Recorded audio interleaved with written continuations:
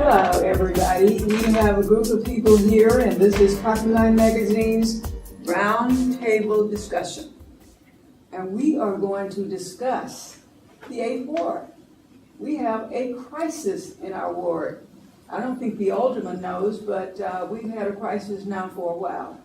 And it has a lot to do with the businesses that she has been bringing into our ward that shouldn't have come. We need her to bring in some businesses that will give us economic development, and I'm not seeing that. We had to keep a marijuana medical facility out of here. We had to keep a pawn shop out of here, and we didn't find out about the liquor store until it was too late to keep it out.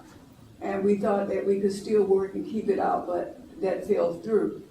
And this, hopefully, we will keep the 134 unit building out of our community, this low-income housing project that the alderman is trying to bring in. And it seems like the alderman does not listen. And we are saying, there are some who are saying that's working with this, that we might file a complaint against her under the Open Meetings Act, that she violated the Open Meetings Act because she didn't tell the community anything about this place coming in. When we knew it was there, I found out on Facebook, and I will be asking our panelists how did they find out about it, because they certainly didn't find out about it from the alderman. Our panelists today are Reverend Harold Bailey, President of Probation Challenge and the PCC Network, Linda Hudson, who is in a position to take the job away from the alderman that's sitting there now, Alderman Michelle Harris, and Marcel Bright. Marcel has done so many things. I mean, he was a journalist. I don't think he does that much journalistic work now that he used to do years ago. I still do a lot, Marcel. And then we have Cleo White. She is going to talk about what this 7-story building, the effect that it will have on seniors.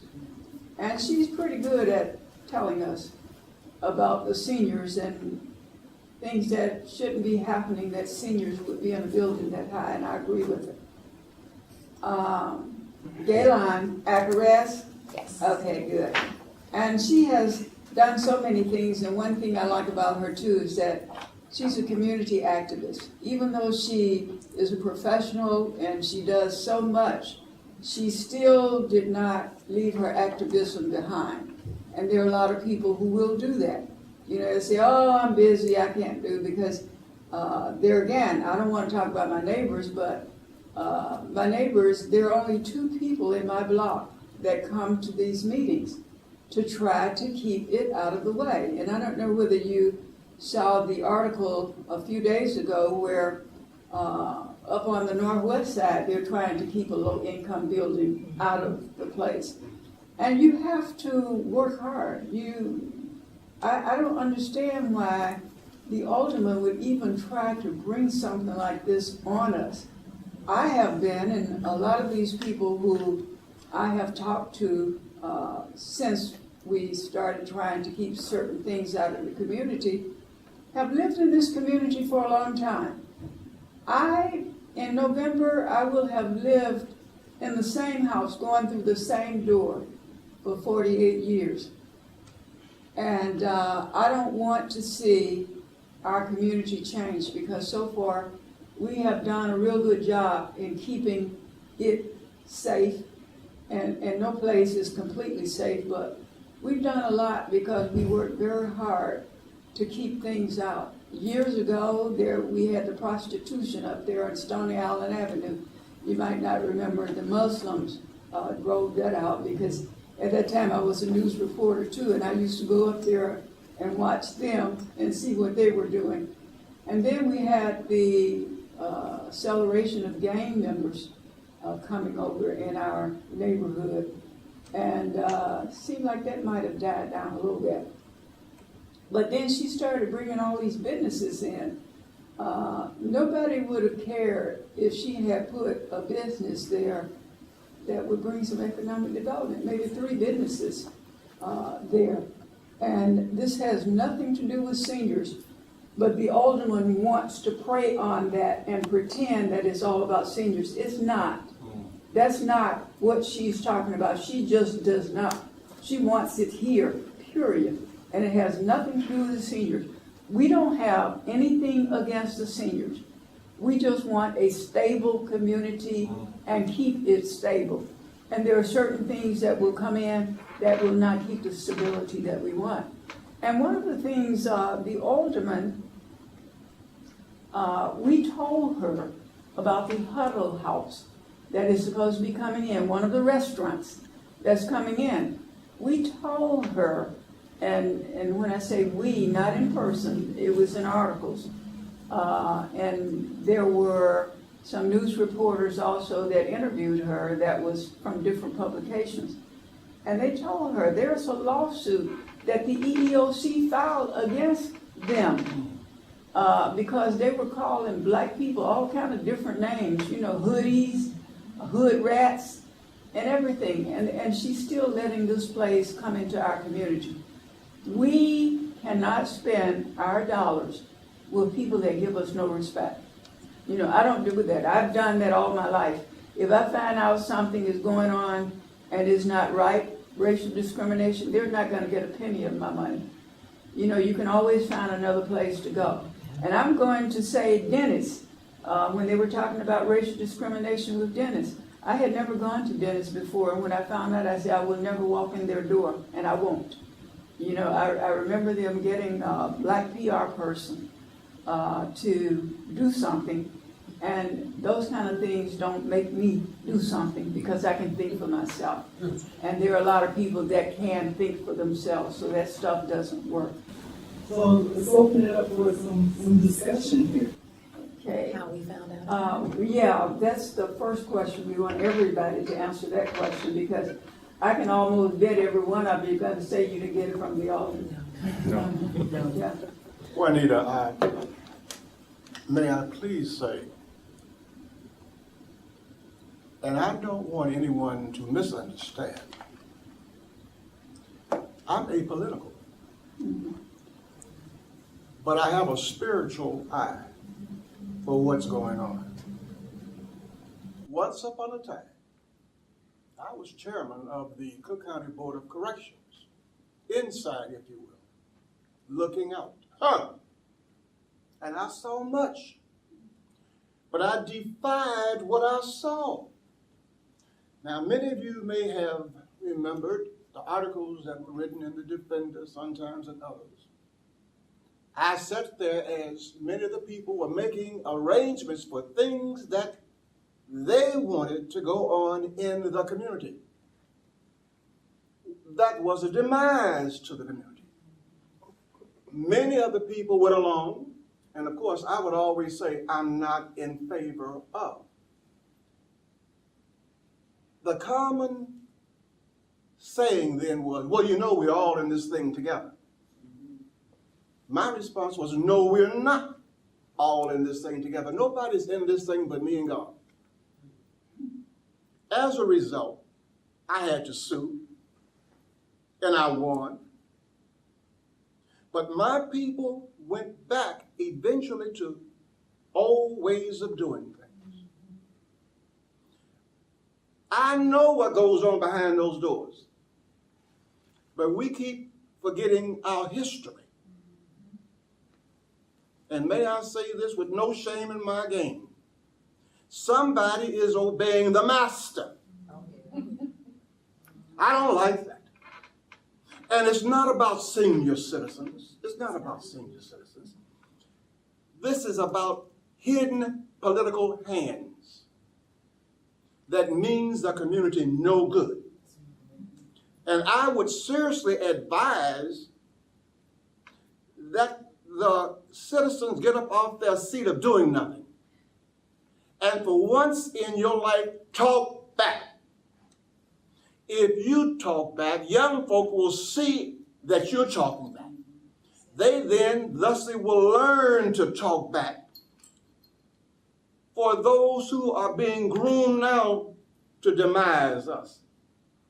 This is concerted. It's not about seniors. Now, I'm finished because you got some good folk here who have many good things to say.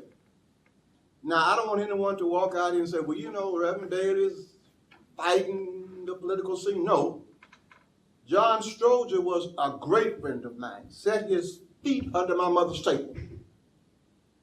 Lorraine Dixon put her feet under my mother's table and ate those good greens. The thing is that when they tried to put their mantle on me, I said, thank you, but no thank you. I got to follow God. Huh. And to this day, after 100 years, I'm still following the lead of God. Let's go with God and not follow man. Thank you. Well, how I found out about the senior building. The concerned citizens of the 8th Ward Block Club reached out to me and said that there was this 7-story, 134-unit building coming, and they said, can you help us? We heard what you did with the medical marijuana dispensary. So I went to a couple of their meetings, and one meeting in particular, the alderman's staff member there was there. She said at that time that the building that was coming was going to be for veterans. So we thought it was going to be a veterans building. And then, as it turned out, of course we know now that it's not for veterans. So at a January 13th meeting, the alderman was there. We had lots of questions. And one of the questions was, how did we even get here? How did this even come about? And she told us that she did a survey. And the survey said overwhelmingly that people want more senior housing in the 8th Ward. That's the one Marcel was trying to get. Yes. Did you ever get it? No, and whenever there's a project of that type, there has to be what's called a market study done, which it doesn't influence necessarily whether the project moves forward, but it's simply a document that has to be done. And she has based everything she's done towards getting this building on the fact that this survey and this market study indicates a need for it. And so I say, show it to us. And I've even gone so far to say is, if you show it to us and it supports what you say, then I will withdraw my opposition to a certain degree, because then it's a different conversation we have to have as to what type of building, who's going to be there. But until we find out if there's truly a need, we can't move forward. And at this point, I'm assuming there is no need for it, because we did some informal surveys on our own and contacted every senior residence in the ward and a couple that border the wards, and they all are advertising vacancies. We'll go back to Linda. Sorry, Linda. Yeah, so again, the alderman only had a meeting because we kind of forced her hand. The same thing that happened with the medical marijuana. We forced her hand, so she had to have a meeting. So she had a meeting at a senior home. Instead of having the meeting in the Calumet Heights, Bill Hill area where this project will come, it was in the Avalon Park area at the Avalon Park, Mount Clair Avalon Park. So basically, the seniors in that facility basically came out of their apartments and came down to the community room. So it looked like, you know, she had a full room of people that were for this. She had the developers there. She had a retired senator there, state reps, some activists who don't even live in the ward. And she said the only reason she was having that meeting was because someone wanted her job. That was the only reason she was having that meeting. So, you know, I just cannot believe that a project of this magnitude is coming into our ward and our alderman will not meet with the residents. If you oppose her, she doesn't want to meet with you. And, you know, you're an elected official. You represent this community, but you don't want to meet with the community. And I have a very difficult time with that. Now, I heard you guys tried to go on WVON to voice your concerns. What happened with that interview? We did. Well, we received, well, one of our supporters was just driving in her car and she was listening to WVON.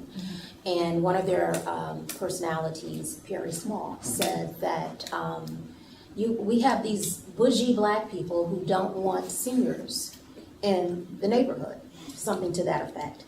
And so our supporter called in and said, you have this all wrong. That's not true. And so Perry Small said, we should have a panel discussion. And so we agreed. So one of the staff from WVON got in touch with our supporter and they exchanged emails and we were geared up to go on. The day that we were going on, we were supposed to be there at 10 o'clock. About 8 o'clock, the day before, she got an email saying that Alderman Harris was very upset that we were going on the show and that she knew nothing about it. Wow. So, to make a long story short, it was canceled because the alderman was upset. So, Run WVON? I can think of about a million reasons why it was, canceled, and that million reason has to do with $1 million in tip dollars that's been given to WVON. My tip dollars, by the way. That's true. So, Perry Small, so anyway, it was canceled, and so I went on Facebook and I said, the panel discussion on WVON has been canceled. Thanks, Alderman Harris. Wow. And Marcel posted something on Facebook as well. Yeah, I went on Facebook and I asked people to call the Perry Small Show and ask why they won't talk about this development. And I put the number. And so I don't know if they got calls. I don't know what the repercussions were, but I thought that was a legitimate reason, Right. since it was canceled on such short notice. So, make a long story short, they tried to reschedule it, but they gave conditions. The conditions were that Linda Hudson and myself could not be part of the discussion. Wow. We would have to be excluded. And Did they tell you why? they said because our post disparaged WVON and her show. But I don't think they did. And I think that would have been an opportunity to clear it. And of course, if they had explained to us, well, that's not what happened, and gave legitimate reasons, I would have apologized on air and posted on Facebook that miscommunication, we made a mistake. But that wasn't the case. The case was they didn't want Linda on because she's the opponent, eventual opponent of Michelle Harris, and I think they just didn't want me on because I adhere to the truth so much.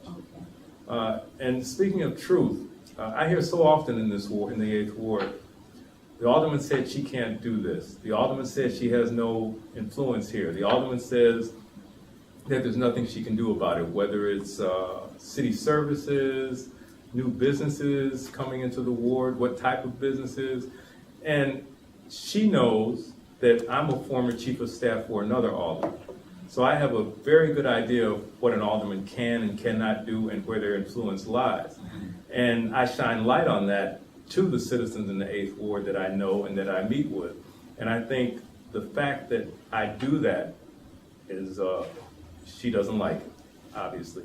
And now I'm on her pay no mind list, her hate list, whatever you want to call it. It's a long list. Yeah, but I'm proud to be on the list because that means I'm standing up for my fellow citizens in the ward.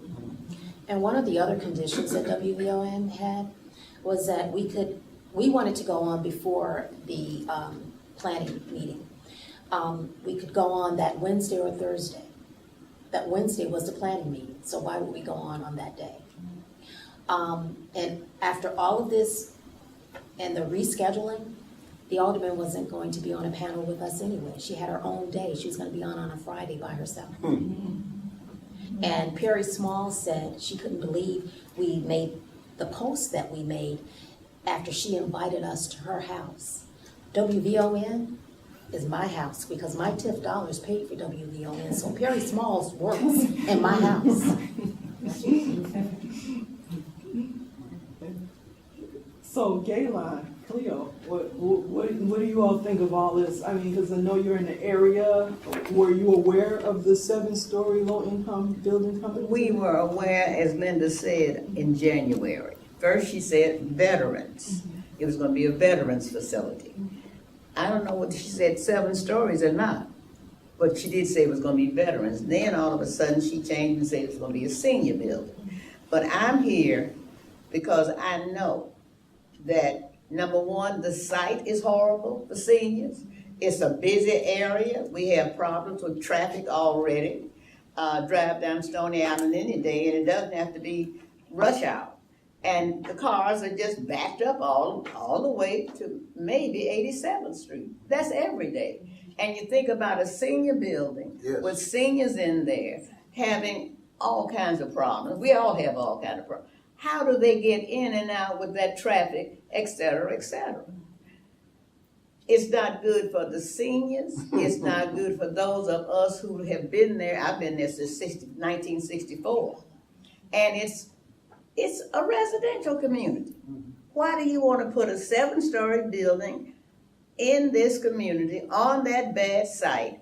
And there's a street that has, I would say, they share a property line, Cornell, with the property line for that site. Those people are going to be no longer private. The 7 stories there, they live in single-family houses. Can you imagine how that's going to be for them? I just don't think it's good for seniors. And I told City Council, if you really care about seniors, you won't vote for this. And I think one of their camouflages, the word affordable housing. Why wouldn't you want affordable housing for seniors? That's not what we're about. We're saying that's not the site for affordable housing. Plus, we learned recently that most of the tax dollars the city gets from the 8th Ward come from that little area in the 8th Ward. So why are you going to give us this huge building? And when we were in City Hall one time, the developer told us out of his own mouth that, oh, your property values are not going down, but your taxes are going up. Why do we want our taxes going up? I don't have a mortgage, you know? So I just think it's not good for the seniors who would live there. It's not good for the area where the building is. Right. Well, and I have a question for you, Gayline, after I finish this.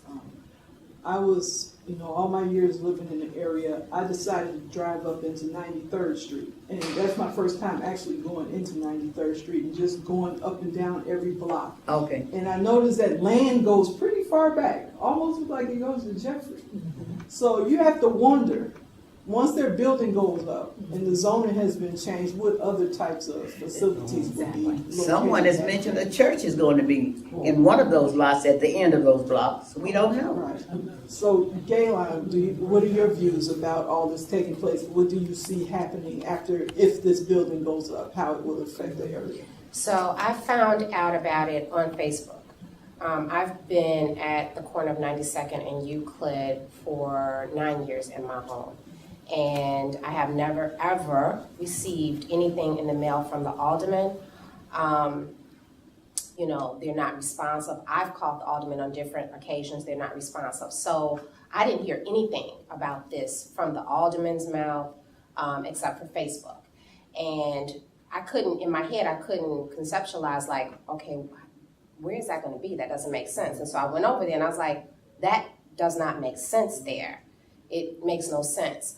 So I just want to say this. So I am a community activist, and I actually started my activism in affordable housing. And so I grew up in affordable housing, so I don't have a thing against affordable housing. I think that there's a way to do it. I think one of our biggest things is we see what happens with affordable housing in African American communities. They're not controlled. Seniors are taken advantage of.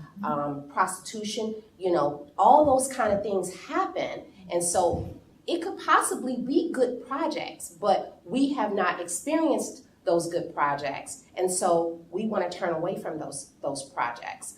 And we haven't been given any information to say that it's going to be safe. You know, anything that we want, all the questions that we want answered, they're not being answered. We have to go, we've got to fill out a request to get it, or, you know, we're ignored, or we're called Facebook developers and, you know, agitators online because we're concerned about our property and where we live. And so I think that, number one, it's not a good site. You know, that is just not a good site. You can see, like, the traffic, the security, everything. That's not a good site. Also, a senior building against, you know, a plastic plant, that's not a good site. Against a train track, that's not a good site for that.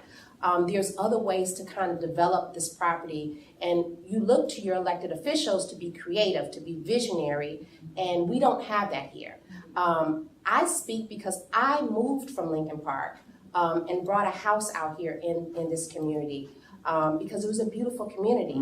But I come from a place where we had resources. I saw what the alderman did. I saw what community did. I saw what they would not put up with. That's right. And so I come out here and we don't have anything. And so when you get an alderman that is, you know, taking these donations and taking all this stuff from the developers, but not giving us economic development, you know, not listening to our voices, ignoring us, that's a problem. And you're going to have people fighting against you because you keep fighting against us. Exactly. Instead of coming to the table, yes, we're not all going to agree on everything, but there's a way to do stuff, and there's a way to engage the community. And it's not happening. And so she's always going to have that, us fighting against her, because she fights against us instead of coming to the table. And speaking of table, how often does she reach out to the community? No. We haven't had a community meeting or a town hall meeting in 2 years. Now, she was coming to our block club meetings, maybe 7 or 8 months, but for the last 2, she didn't show up. Because of the opposition. During those previous months when she was coming, did she mention anything about a 7-story low-income senior house? That's what I'm saying. Which was Started amazing. mentioning Veterans. Right. January. Right, but I was wondering, did she mention in January. Not until this past January. That's when I first heard about it, because I attended their meeting. I saw it on Facebook. Yeah. That's where I found out about it. As a matter of fact, I found out about the medical marijuana facility on Facebook. You know, so it's always good when people post it, because a lot of people are not aware of things that are going on in their community, and certainly you can see a lot of things on Facebook that you don't know about. And if the only thing that you can think about bringing to an African American community is a marijuana dispensary or a pawn shop or cash advance, payday loans, things like that, storage facilities, then you're not doing your job as an elected official. You know, she's said, you know, people don't want to come out here, or whatever the case may be, employers don't want to come out here. Well, all this time that you've been in office, then you're not cultivating and developing your relationships with employers and business people. So you're not doing your job. Exactly. If you can't get those people that you're coming in contact with every day, you're under Rom's leadership. Right, yes. If you can't get those people to come out here, every time I go down the street to Mariano's on 95th Street, I see more African American people. That means that a Mariano's could be down on this way, and we would support it. It's the same thing. Why should I have to drive to Hyde Park to have a nice dinner, or to the north side to have a nice dinner? She's not doing her job as an elected official. She doesn't have a vision for the ward. There's no vision. She's not a good caretaker for the ward. Exactly. So the zoning board found in her favor when we went down to the zoning board, and we had quite a few people that were there. Remember now, meetings before the meetings. So what should we do now to keep it alive, to try and keep it out of here? Well, I heard someone say something about a lawsuit, Yeah. and there are some things on the books that will bring about an injunction. But you have to have an attorney and one who will not sell you out. Yeah. And you have to be very careful about that. It's done so smoothly. But you want to be cautious about that. Get you a God-fearing attorney. Well, we would like to have a pro bono You would want. or somebody to give some in-kind service, you know, like free. Hopefully someone will give us some kind of help in our efforts to try to file a lawsuit against them. And if someone wants to give and help us in our efforts, who can they call? Can they call you, They Linda? can always call me. They can call me at 773-909-0137. Okay. Hopefully you all will reach out to us. You know, there are a lot of people who have some money. Yeah. With the economy the way it is now, those who had some is kind of shrinking a little bit. So hopefully someone will come out or call us on the phone or send a donation. Linda will tell them where to send it once they call her to help us in our effort to file a lawsuit against her, the mayor, and the investor. Mhm. I would like to know is what else maybe I should frame it like this. They passed it in City Hall. We know that. Is that the final step before they start actually building? That depends on the There's an community. injunction. And there is, and I can't say it enough. And I want to say there are hidden hands. There is a hidden hand. And you need to push this thing as far as you can push it. If you get an injunction,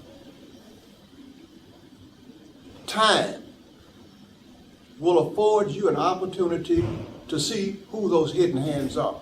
And publicize who they are without fear. God didn't give us the spirit of fear. He gave us love, power, and a sound mind. Right.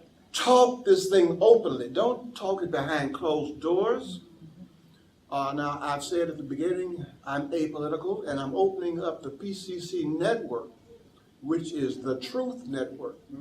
And we're going to have you all and some others on talking about these matters. I'm tired. I am really tired, you all. I'm tired of foolishness. Right. And I'm tired of this thing of people wanting to recreate slavery.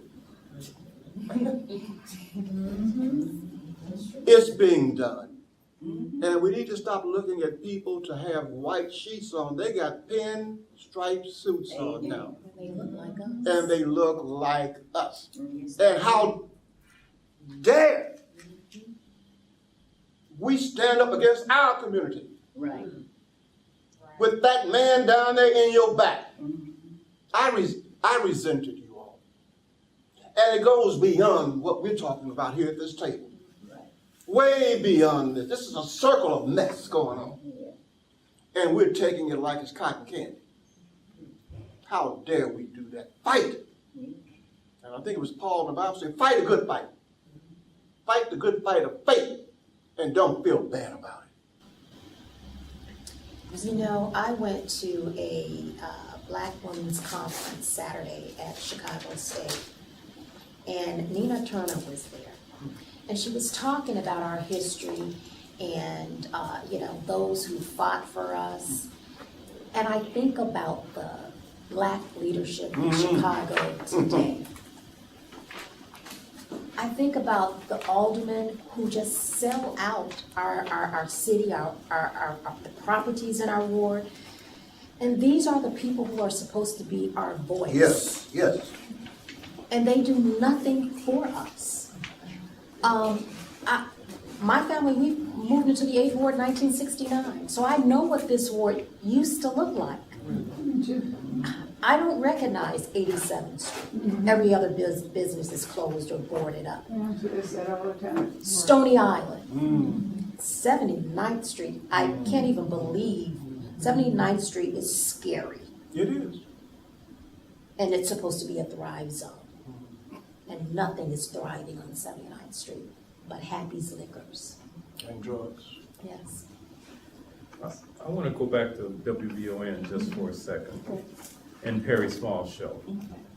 You know, too many of us are under the illusion that WVON is our station, because we grew up with it. It was one of the black-owned stations that we grew up with that weren't afraid to take a stance against the powers that be.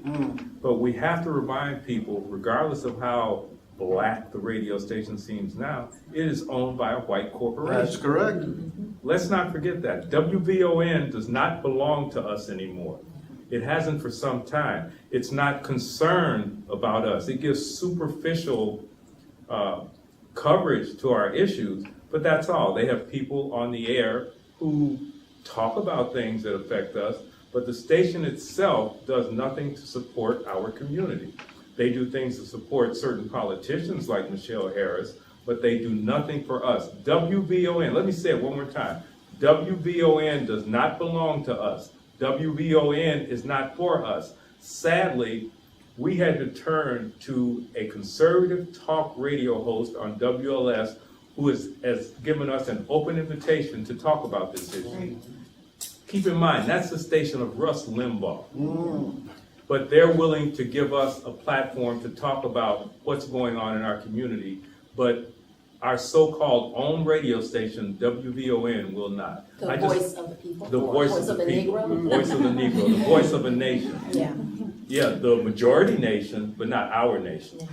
So on June 23rd, we will be on Stephanie Tressel's show on WLS. What time? You know? 3 o'clock. And you know, one of the points Harris made at one of her meetings, she said that no one ever said what they wanted to do with the property. Like, everybody started complaining once she started trying to take this swamp to something feasible. Starting with Gaylon, if this was your vision, your mission, how do you see that property being used other than for a 7-story senior home? Honestly, I like open space. I like nature. I could see that as like an open park space where people can come, benches, people can walk through there. Like I said, I've only been here 9 years, so I don't know what was there before. But I do know that there used to be and there's still quite a few motels all up and down there. And I think we kind of need to break that cycle. I see in other areas of the city, like nature, open space, walkways, the 606 up north, things for people to go out and to be a walkable community.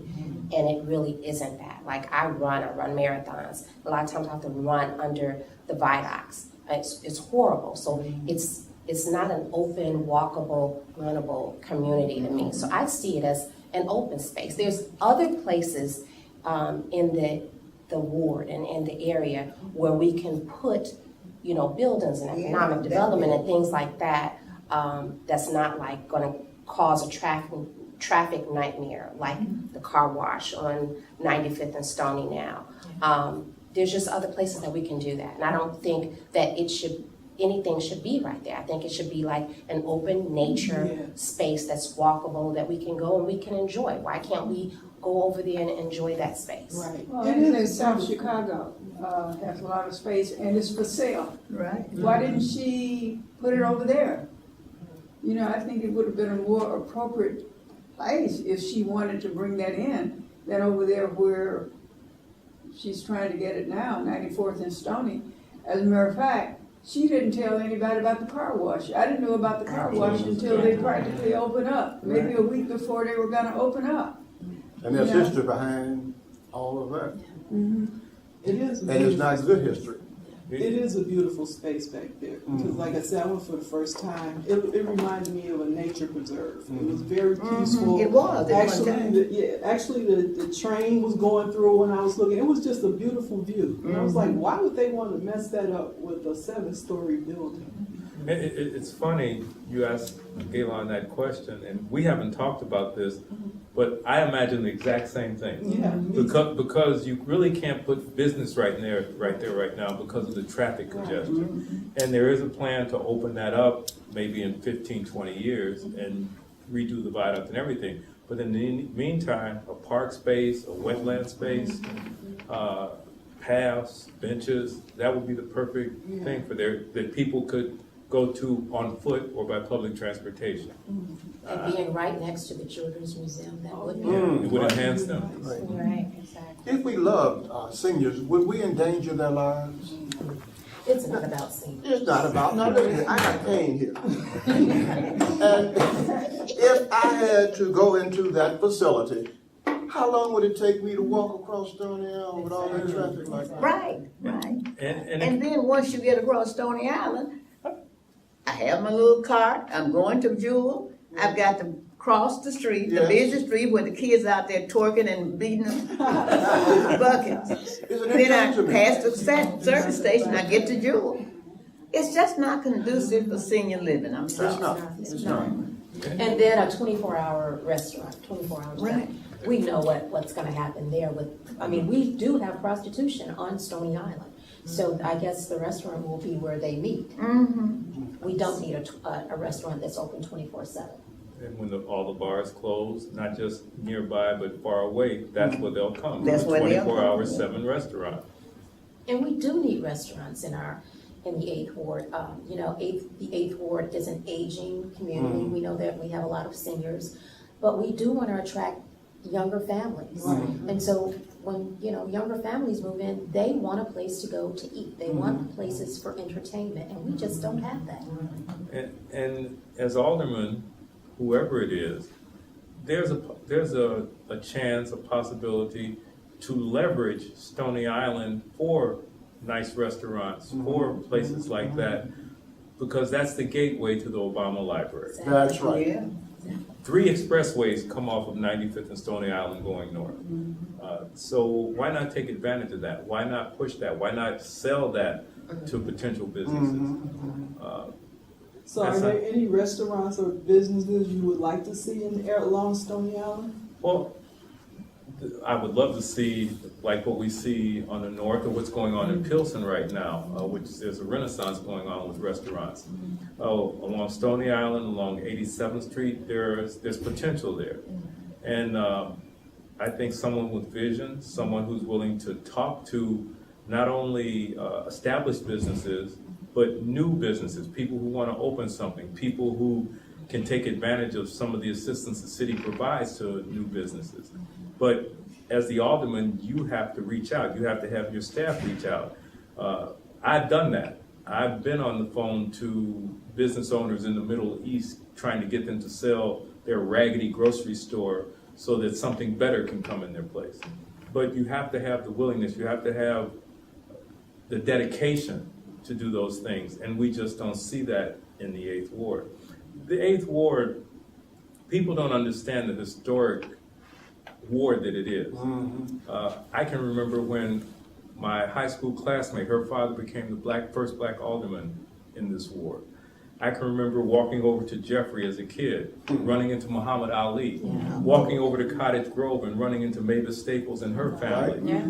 Go up to Pill Hill, there's Ernie Banks with his twin sons. I mean, that's the type of... Curtis Mayfield, yeah. Curtis Mayfield. I mean, Lerone Bennett lived a block and a half from me.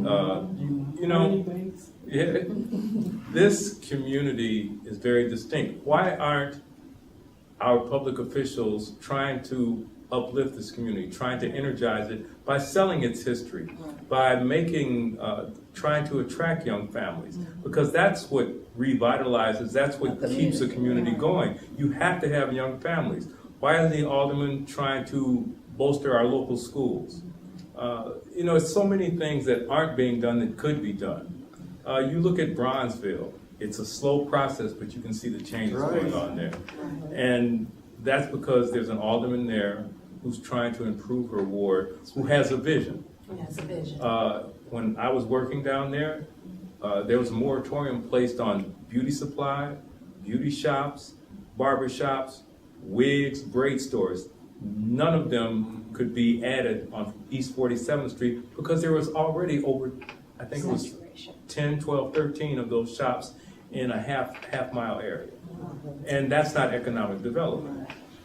We fought pawn stores down there. It just amazes me. We've got, as you go up and down Cottage Grove, 87th Street, you see Cash for Gold, you see pawn shops, you see payday loans. What the, Six storage facilities. you know, what? Mattress stores. And if they didn't require a zoning change, which the alderman has a lot of influence over, or in control, they all came to the alderman and said, this is what we want to do. And she did nothing to dissuade them, nothing to try and place what kind of signage they could have, nothing. And that's under the purvey of the alderman, and she can have effect, or he can have effect in those areas, and it just doesn't happen in the 8th Ward. That's right. And now that you mention that, something that I see greatly overlooked, they're always referring to Peel Hill, but there's a much more richer African American legacy there in that area Yeah. than Peel Hill, that's beyond Peel Peel Hill. Yeah. Okay.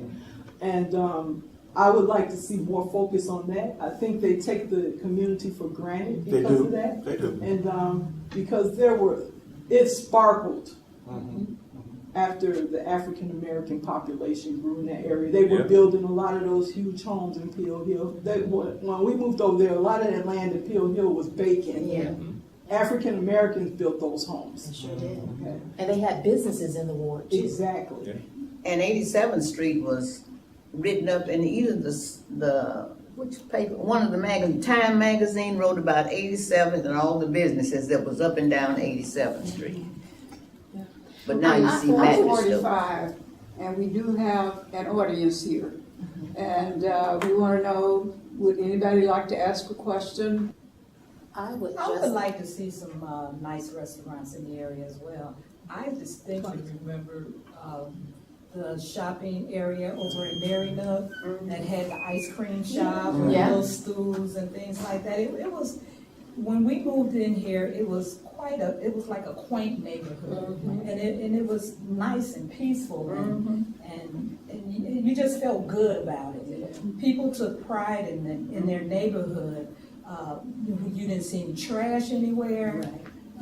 Everybody got along. So in piggybacking on what everybody else said, it would be really nice to have some good restaurants in our neighborhood. We want to be able to go and sit down and eat at these restaurants and not pick our food up at a bulletproof window. All right. Okay, and so yeah, there are a lot of spaces in the area where that senior building could go.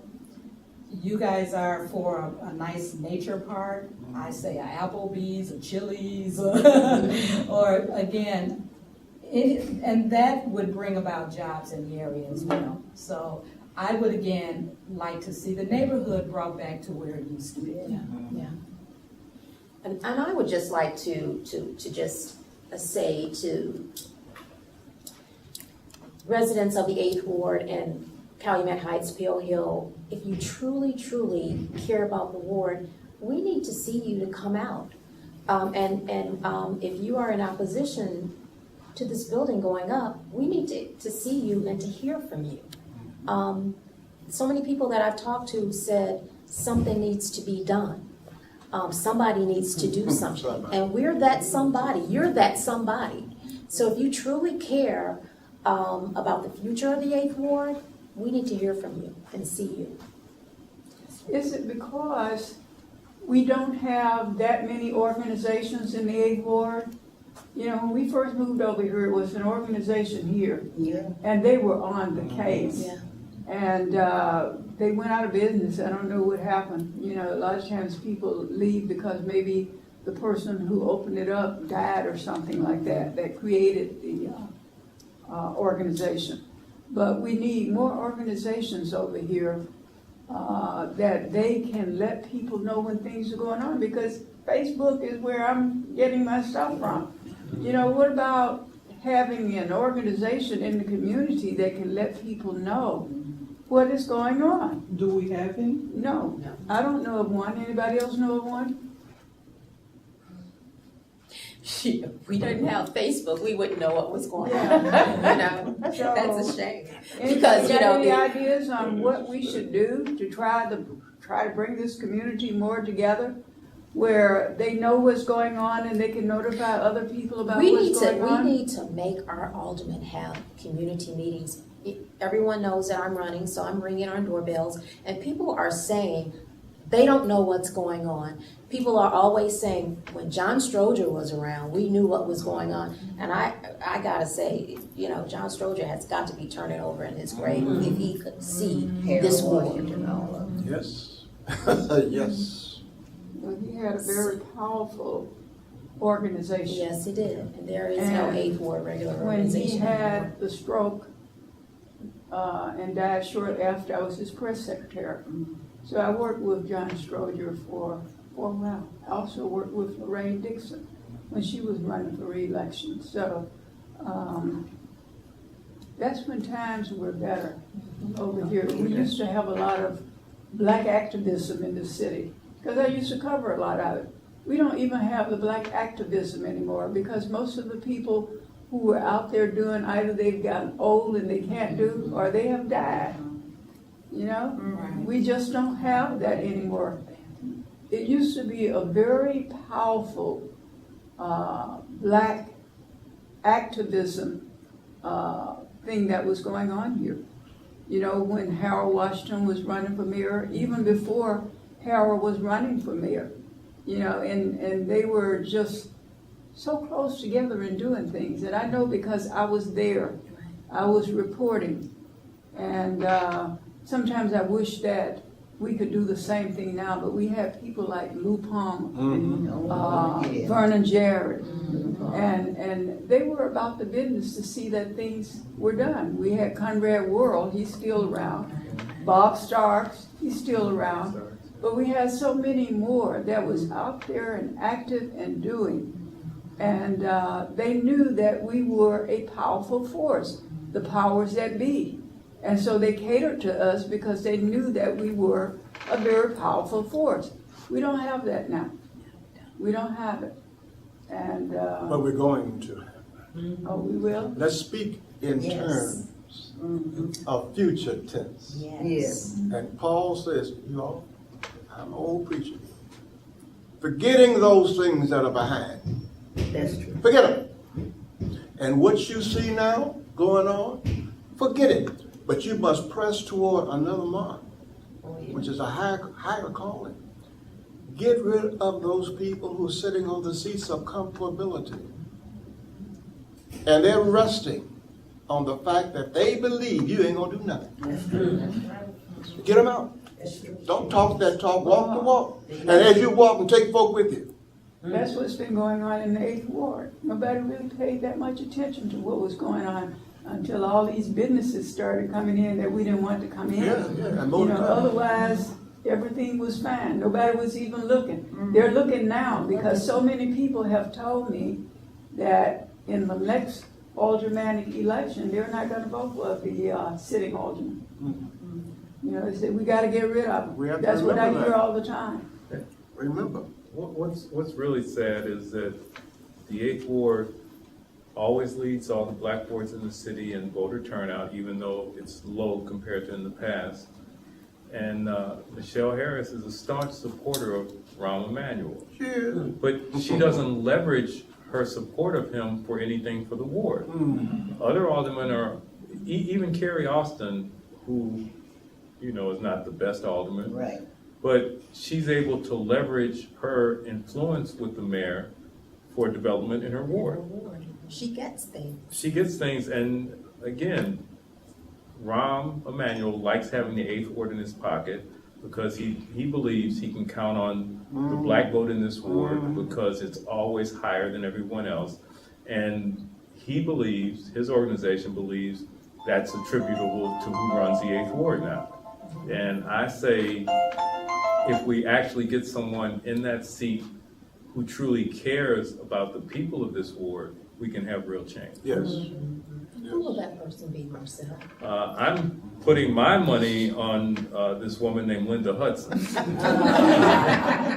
Because I've spoken with her, and I really believe that she wants to see the ward better, and I believe she'll have an open door policy when it comes to constituents. And I believe that if you call her office and you have a question, you won't have to give up your email, your phone number, and your address just to get the answer to a question. You know, that's ridiculous. Can you tell, you call that office, can you tell me when the next community meeting is? Well, what's your name? I just want to know when what's your address? I just want to know when the next meeting is. I've worked in an alderman's office. That wasn't a policy we had, and other offices, I know they don't have that policy. You have a question, we answer it. If you want to give us your information, fine. But you're a public office. You're there to serve not only the constituents of the ward, but the citizens of the city. That's it. And when constituents come to an elected official to get questions answered or to make their concerns known, not to call the police on them. There you go, yes.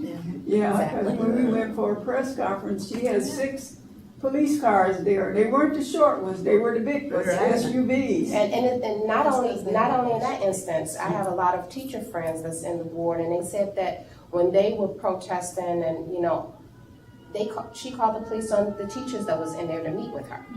You know, so it's like, you know, that's not the type of leadership we need. I have one better. We have a neighbor who's very active with our group, and they know, the alderman knows that, and he called because he had a problem on his block, something with the sidewalk.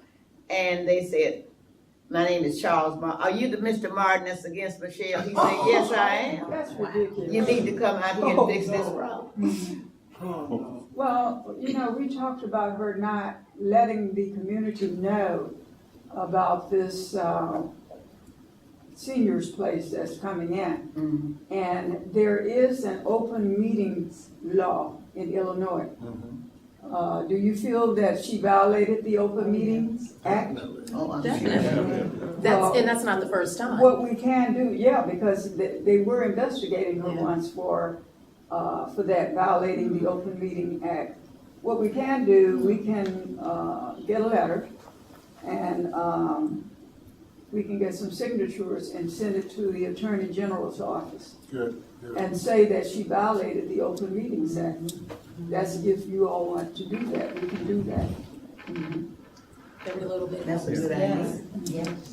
And one other thing we haven't touched on, as far as the current 8th Ward Alderman, Carol Marine had a report on last night concerning the campaign funds of 17 aldermen. She talked specifically about Walter Burnett and Michelle Harris. And I'm going to try to explain this so people understand. When you file a D2, it shows your expenditures and your income for your political funds. She has a couple. She has one as a committeeman, one as an alderman. Total, she had as expenditures for the last election cycle, 2015, of $134,000. Now, according to her report, that $134,000 was paid out in increments of less than $150 each, which does not require itemization as explaining what exactly it was paid, what it was exactly spent for. Now, I understand that you do spend a lot of money on election day, but $134,000 for an aldermanic election, and that money is not accounted for. Where is the money? What was it used for? The last time I heard of something like this going on, a congressman and an alderman, his wife, both ended up in jail. Yes. I want to know, and the citizens of this ward want to know, especially considering these developers, the current developers, MR Properties for the senior place, has given her over $25,000 in campaign donations. That probably explains her staunch support of it. So obviously something is going on with her campaign funds, and we the people need to know so we can make informed decisions come election time. Where is this $134,000 that on her D2s, there's no record of how it was spent? And I just want people to know that. I want people to consider it. And I'm waiting for the IRS, That's right. or more Someone. importantly, the State Board of Elections should be investigating this. They should have already begun, and maybe they have, but I think definitely multiple investigations need to go on to find out what's going on with this slush fund, basically.